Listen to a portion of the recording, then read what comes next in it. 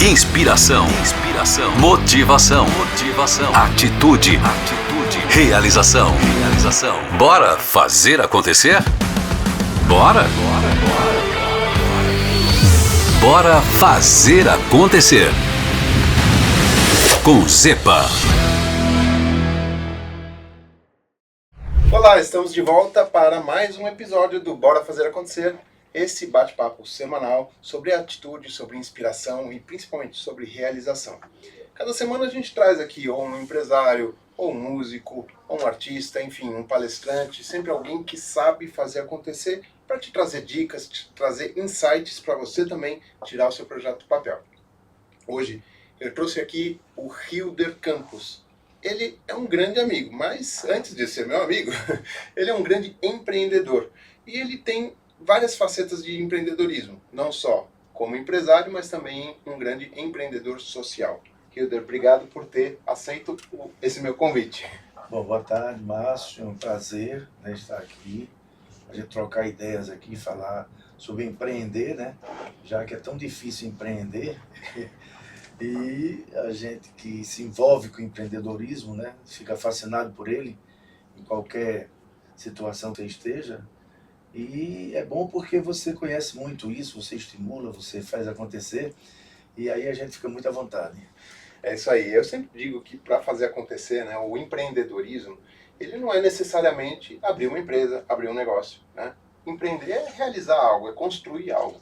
Então você pode fazer isso no campo social, com a filantropia, com o voluntariado, você pode fazer isso na sua família, na sua casa, né? Se construir uma casa, reformar uma casa. Eu sei que você construiu recentemente aí uma casa. É um baita do empreendedorismo, né? Porque você sonha, você vai lá ver quais são os recursos que você tem para fazer aquele empreendimento, se planeja, arregaça as mangas e vai lá e realiza. O Hilder é o fundador da Casa Durval Paiva, que foi considerada uma das melhores organizações, até a melhor organização do Brasil por alguns anos aí seguidos.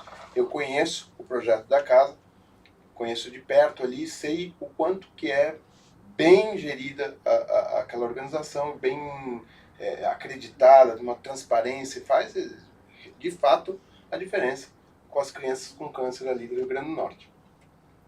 Hilder, me conta um pouquinho como é que foi essa história. Eu sei que você teve uma motivação familiar, inclusive o seu filho já esteve aqui no nosso... que ele é um cara que sabe fazer acontecer, né? Seu filho teve toda foi uma página importante da história da Casa Durval Paiva. Me conta aí resumidamente como é que foi isso. Bom, mas, na verdade, empreender tem origem num sonho, né? Você sonha em empreender no negócio, você sonha de repente fazer a diferença até numa ação social efetiva. No meu caso, veio da dor, né? Fernando teve um câncer e eu fui tratado nos Estados Unidos e lá eu fiquei na primeira casa Ronald McDonald do mundo, na Filadélfia. E um dia o meu sogro foi nos visitar e virou para mim e disse: vamos fazer um negócio desse lá em Natal? Tá, isso foi em dezembro de 94, janeiro de 95 nós voltamos, ele me botou dentro do carro e disse: tá aqui, comprei a casa, faça. E a gente resolveu assumir isso, né? Com os desafios que é fazer terceiro setor no Brasil, é um desafio cotidiano, né? E nós fizemos uma opção desde o início de fazer uma parceria com a sociedade. Na verdade, é um bem da sociedade para a sociedade. E deu certo, né? São pessoas físicas que financiam esse projeto, essa ação, empresas, e ela vingou, ela deu certo, né? O que é importante é você ter esse sonho e esse sonho virar realidade, é você acreditar nisso. Eu acho que para empreender você tem que acreditar. E fazer com coração, né, também, porque eu sei que o carinho que vocês têm ali pelo trabalho, a dedicação que vocês têm, né, toda a família, né, de vocês para fazer aquilo, deu como resultado, não podia ser diferente, ter uma organização extremamente bem administrada, extremamente equilibrada, sustentável, etc.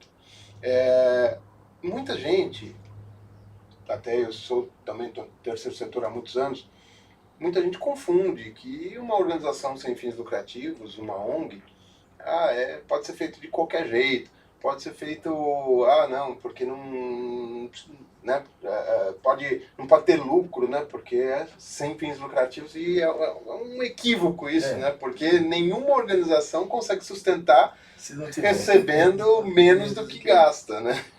Como é que é a questão da gestão ali? Você encara a Durval Paiva como uma empresa, de fato, né? Já a gestão dela é bem...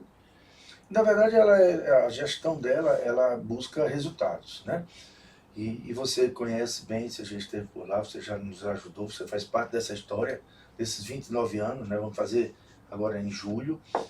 Então ela tem que dar resultado, tá? Ela tem que ser autossustentável, ela tem que ser longeva, ela tem que ser uma instituição transparente para que eu consiga manter quase 20 mil doadores que dou todo mês. Então há uma preocupação hoje, né? Ela é completamente profissionalizada na sua gestão, é como se fosse uma empresa, mas é de que ela responda essas demandas da sociedade. No caso específico da criança com câncer ou com doença hematológica.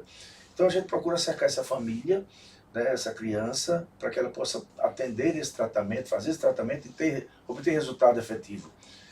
O câncer infanto-juvenil no Brasil ele tem uma dificuldade enorme com o diagnóstico, que quase sempre é um diagnóstico tardio, índice de cura estacionado, a gente não evolui nisso aí, e a gente precisa mudar esse resultado, fazer com que essa criança chegue cedo para o tratamento, que é um tratamento menos invasivo, menos doloroso, mais barato, quer dizer, toda a sociedade se beneficia disso, e uma cura sem sequela, que é o grande sonho da gente. E a questão principal, Márcio, é que o câncer é democrático, ele dá em todas as classes, credos e raças, então ele é um problema de todo mundo.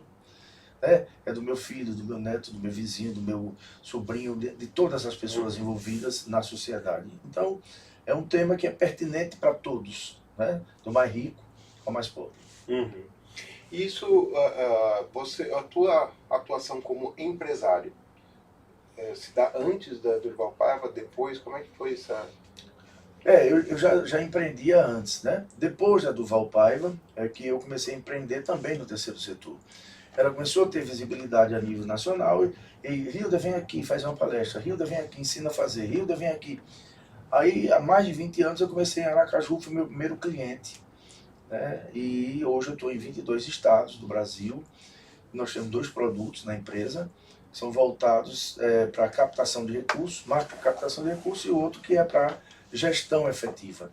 São sistemas que ajudam o gestor, que me ajudam como gestor, no sentido que eu consigo acompanhar à distância, né, mensurar esses resultados, são sistemas responsivos, então isso me facilita muito, né, hoje já não sou tão presente, né, no dia a dia, no cotidiano como eu era antes, mas ela tem a cultura do negócio, ela tem a cultura da resolutividade, a gente investe nos nossos colaboradores, a gente tem feito uma diferença no sentido de que esse resultado seja de uma forma obstinada conseguido, né, e trazendo a sociedade para dentro, porque eu acho que se você capta na sociedade, você tem que prestar conta para ela, você tem que mostrar efetivamente o que você faz, e aí a forma mais contundente disso acontecer é você chamando para visitar, para conhecer, para participar, para ser um gestor também disso. Como a gente sempre fala aqui sobre tecnologia, né, a tecnologia ela está aí para a gente conseguir fazer acontecer. Então é importante que qualquer área que você esteja, seja empreendendo, seja como empregado, não importa qual área, e até nas suas rotinas pessoais, a gente usar e abusar da tecnologia para a gente conseguir fazer acontecer. Hoje em dia, a tecnologia está aí para nos ajudar, né? Então, como você disse, você não precisa estar mais tão presente porque você consegue, de repente, pelo celular, ver números, ver coisas, tomar decisões, fazer reuniões. Inclusive, hoje, a tecnologia nos ajuda por conta disso, né? Porque a gente pode estar em qualquer lugar e a gente está ali de olho no nosso negócio. Né? E na pandemia, como é que foi a questão do empreendedorismo em si, essa gestão? Na verdade, surpreendeu, né? Na casa de apoio, por exemplo, o que é que a gente aconteceu? A gente ficou com uma demanda reprimida enorme, porque as pessoas não vinham tratar, e os novos casos, eles também não apareciam, porque as pessoas estavam em casa. Não iam, né? Nem para o hospital. Nem para o hospital. Então isso retardou, isso causou morte, no sentido que a criança que não chegou, dependendo do tipo de câncer, do estadiamento da doença, isso repercutiu muito mal. Na questão do negócio, me surpreendeu o fato de que a sociedade brasileira ela é muito disponível a doar, né? Então ela precisa ter uma referência. E isso, talvez, Márcio, até você seja um dos responsáveis por isso, porque você trabalha em desenvolver a cultura há muito tempo no terceiro setor, né? De levar a informação, de abrir a mente das pessoas, discutir com elas, fazer com que essas ferramentas todas que acontecem por aí, elas sejam ressaltadas para o conhecimento público, né? Então, se sinta também parte desse processo que ajudou tanto o terceiro setor do Brasil a fazer a diferença. Porque se você tirar o terceiro, abstrair o terceiro setor do nosso cotidiano hoje, o caos vai se instalar, né? Se for na área da saúde, na ambiental, em várias. Então, há quantos anos você faz isso também como empreendedor, né? Levando, discutindo, fazendo com que as pessoas conheçam, entendam, melhorem procedimentos, processos. Então, são questões que evoluíram bastante. E a pandemia deixou vários aprendizados em relação a isso, né? Teve a dor dessa questão toda, mas que a sociedade ela é muito solidária. Então, por exemplo, na questão da doação, o ticket médio subiu. Muitas pessoas deixaram de doar porque morreram, porque ficaram desempregadas, porque o caos se instalou na família, mas em contrapartida, aqueles que acreditam naquele projeto, naquela ideia, eles conseguiram aumentar suas doações e isso deu um up nas arrecadações. Agora, a gente tem que se preparar ainda para o pós-pandemia. Nós estamos vivendo ela assim como... Acabou a pandemia, a gente foi viver, a gente nem viver o luto dessa pandemia, a gente conseguiu viver, né? As dores, né? Porque a gente chegou na roda gigante passando e a gente tendo que... A gente precisava fazer alguma coisa, né? Porque não... Aí a gente queria tirar o atraso. O atraso, né? E aí o que é que acontece? No Brasil a gente tem quase 900 mil instituições e muitas ainda estão naquele patamar muito atrasadas, né? Não tem a visão do negócio, a visão estratégica do negócio, né? Precisam conhecer o negócio, precisam interagir com a sociedade e elas estão em situação difícil. A gente vê hoje muitas instituições com muitas dificuldades.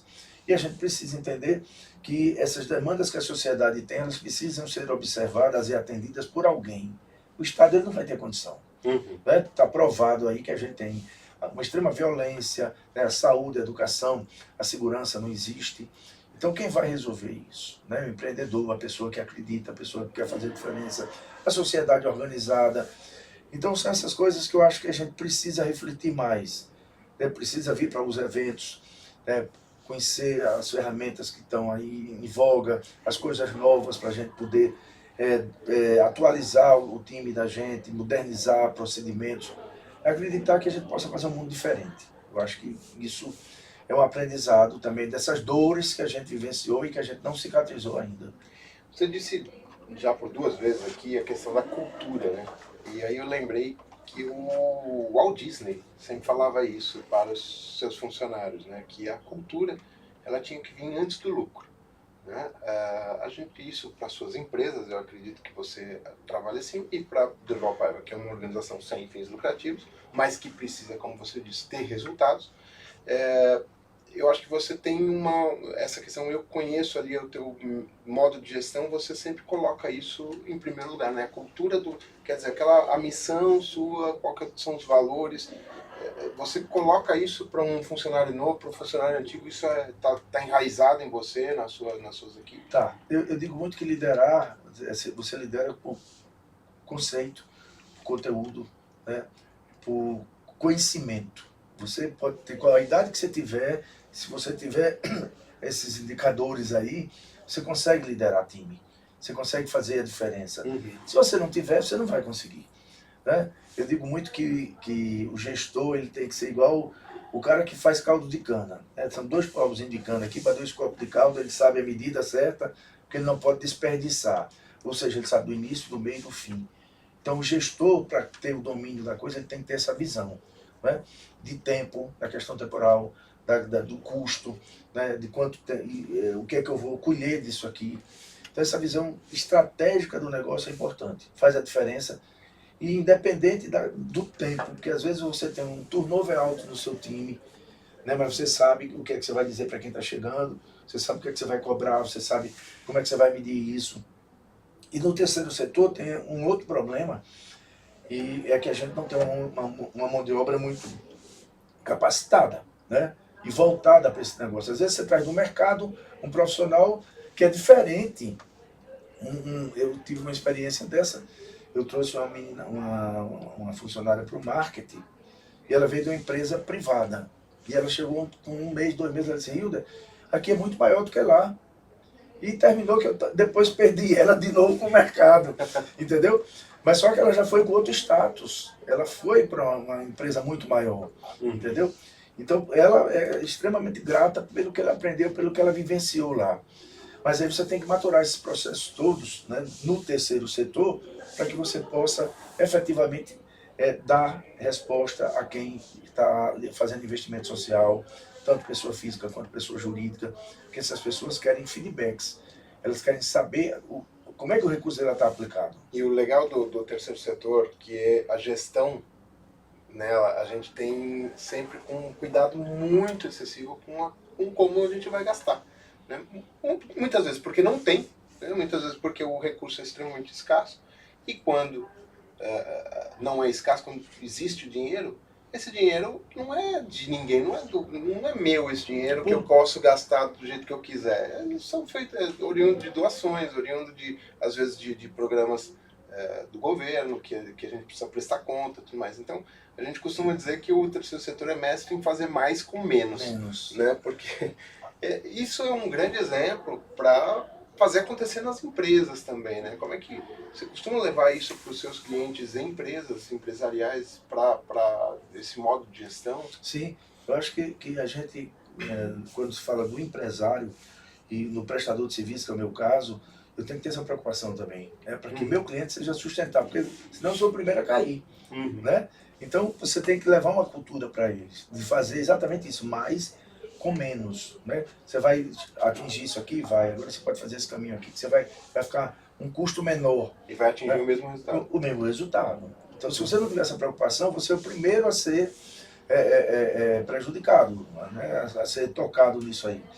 Eu acho que tem muita coisa que o terceiro setor ensinou, né? E tem muitos cuidados que a gente tem que ter constantemente. Agora mesmo eu tive um exemplo, a gente tem uma parceria lá histórica com o hospital, que nós fizemos, inclusive, a enfermaria desse hospital há 20 anos atrás, e agora está se fazendo um novo hospital.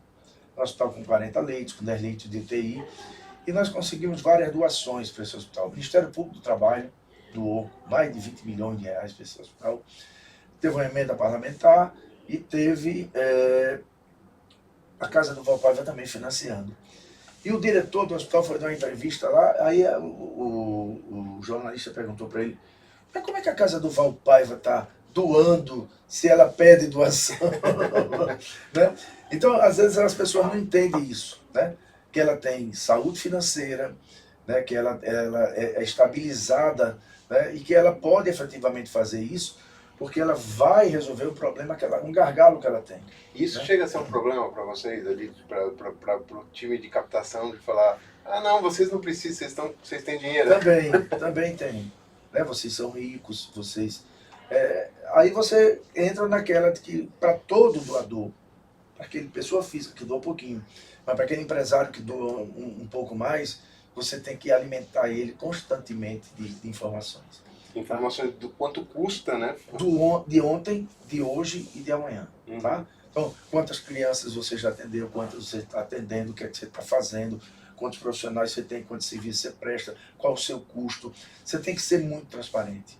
Então, no site você tem isso. Prestação de contas, e assim, muitas vezes, a prestação de contas no terceiro setor, ela não é necessariamente um gráfico, um quadro cheio de números ali que o contador faz. Muitas vezes é simplesmente mostrar o seu trabalho. Né? O doador que fez ali uma doação de 10, 20, 50 reais ali para um projeto, que eu quero construir uma quadra na minha organização. Ele não está querendo saber o quanto que você pagou no metro cúbico do cimento, ou na rede, na pintura ali.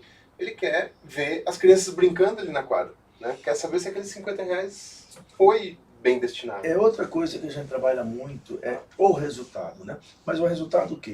Você veja só, tem muita gente que não pronuncia a palavra câncer com medo que isso atraia. Né? Aqui no Nordeste isso é muito ainda, não, aquela doença, aquela coisa. E aí na hora que você começa a mostrar coisas boas, sabe? Aí você se diferencia. A sociedade está tão calejada já de tanta coisa ruim, de tanta notícia ruim. A TV aberta é o dia inteiro de notícia ruim. Você vê pouquíssimas notícias boas. E quando você começa a mostrar isso no Instagram, no Facebook, quando você começa a mostrar, até na hora que você está numa TV, no rádio, você mostrar bons resultados. Né? Uma criança que se alfabetizou lá e que hoje está se graduando. Entendeu? É um grande resultado. Né? A criança que passou 9 meses no isolamento, no pós-transplante, e concluiu o ensino médio lá. Isso é um grande resultado. Esses últimos 2 anos a gente está tendo. E às vezes é muito melhor uma história pequena, que é a súmula do que é o storytelling, né? É o storytelling. Você não você pode falar lá, eu trato 1.239 crianças. É um número, é frio. Agora, quando você fala lá da Natália, aquela menina de 9 anos, não sei o que lá, você, né, humaniza a coisa. E mostra uma coisa concreta, né? É o paciente, é o acompanhante, né?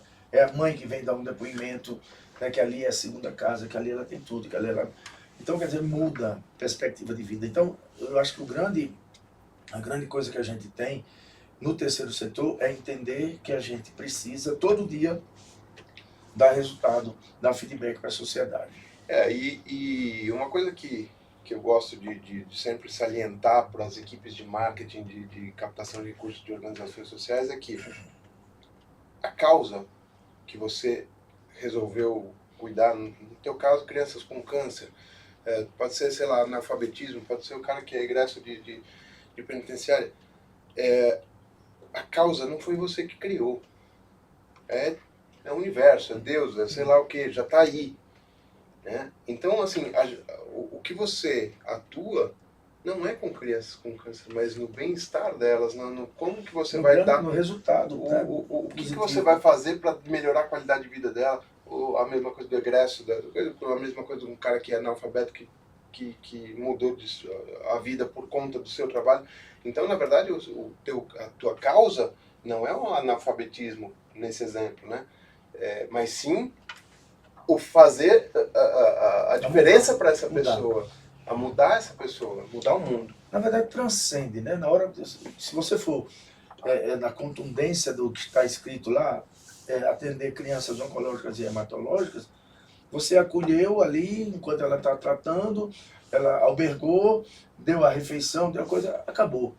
Mas aí você está lá, com acesso à escola, à informática, a casa dos ofícios voltada para as mães, né? Então, aí você já tem mãe hoje que está gerando renda, que está saindo daquela condição ali que tinha precária de vida, né? Você está tirando muita gente das drogas, da prostituição, da violência, porque o ambiente não proporciona isso, é diferente.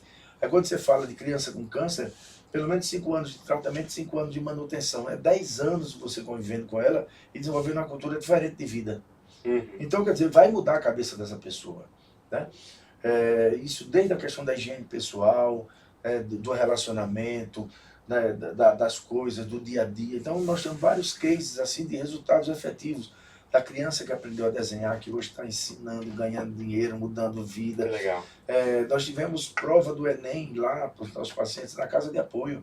Prova do IFR, lá, o IFRN, lá na casa de apoio. A gente foi reconhecido como espaço próprio para que eles, né, não saiam dali para ir para um ambiente que não seja saudável. Então, quer dizer, são coisas que são conquistas, né, e que eles fazem parte dessa conquista, dessa história, e isso faz com que eles se sintam pessoas que tenham seu resgate de cidadania, de dignidade, né, desde a casa. Nós já fizemos 115 casas doamos. Então, residência, porque, né, eles precisam ter depois um acolhimento, um ambiente que não seja insalubre, entendeu? Então, quer dizer, você muda a perspectiva de vida e aí você vai ver que essas pessoas estão ávidas por oportunidade. Elas têm a mesma capacidade. Tem uma que a gente pagou o curso dela de nutrição na faculdade privada e ela passou no mestrado da Federal. Então, quer dizer, isso é uma grande vitória. Né? É uma grande vitória. Está mudando a vida da pessoa. Quer dizer, na verdade, o tratamento do câncer ali, que nem é a Casa do Durval Paiva que faz, né, que faz pelo hospital, mas todo o apoio que é dado não está ajudando somente ao tratamento, mas ajudando a vida da pessoa, né? Mudança de perspectiva. Eu tenho um quadro aqui, Hilder, todo episódio eu faço, que eu pego uma frase minha, que eu falei em alguma palestra, ou tem em algum livro, alguma coisa assim, e eu trago para cá, e tem muito a ver com isso que você estava falando agora, e com uma pergunta que eu quero te fazer. A frase que eu separei para hoje é: o sacrifício é temporário, a mudança é para sempre. Eu acho que tem muito a ver com todas essas mudanças que você diz, né? Tem toda uma questão de sacrifício ali da pessoa e da própria Durval Paiva, de fazer ali, de conseguir dar aquele apoio para ela, mas para ter uma mudança para sempre. Mas eu queria te fazer uma pergunta que quando você começou esse trabalho, existia uma taxa de mortalidade das crianças bem maior do que tem hoje, e hoje praticamente se inverteu esses números, né? Eu não vou recordar os números, mas eu acho que você deve ter de cabeça. Eu queria que você falasse um pouco disso, e qual que foi o papel digo, do trabalho da Durval Paiva, para que esses números acontecesse isso no Brasil. Na verdade, esses números eles não avançaram muito como a gente queria. O Brasil ainda está muito distante dos países desenvolvidos, tá? Porque a cultura é diferente, as pessoas têm acesso a mais informação, as coisas acontecem de uma forma mais rápida, a informação no câncer ela é importantíssima. Com certeza a gente mudou isso no sentido de criar tanto estruturas, de modificar de fato esse acesso lá, que era muito difícil. Você imagine um estado com 167 municípios, onde só 2 têm um oncologista pediatra. 165 não tem. Então, 2 municípios, Natal com 2 serviços, e Mossoró, que é a segunda cidade com um serviço, é que tem. E aí, como é que você consegue fazer com que essa criança chegue com diagnóstico precoce? Aonde, às vezes, o pai é analfabeto, a família toda não tem acesso à televisão, nem rádio, nem coisa, porque às vezes não é da cidadezinha, é daquele distrito mais distante. Então, fazer campanha de diagnóstico precoce, desde o ano 2000, é uma bandeira de luta nossa. Uhum. Pra você ter ideia, o ano passado nós capacitamos 2.000 agentes de saúde no estado. Então, todo ano é 2.000, é 3.000, para que essa cultura exista de uma forma contundente, para que ele chegue efetivamente mais cedo. Isso é privilégio nosso? Não, o Brasil é assim. Uhum. Isso é o retrato do Brasil. O Norte, pior. Tá? E o estado do Rio Grande do Norte ainda tem uma condição diferenciada. Nós temos 2 hospitais organizados, bons, 2 casas de apoio em Natal, um hospital e uma casa de apoio em Mossoró, já é uma situação diferente. E outros que não tem nada. Então, valeu a pena, né? O sacrifício, ele teve um resultado diferente? Teve. Mas não é o ideal.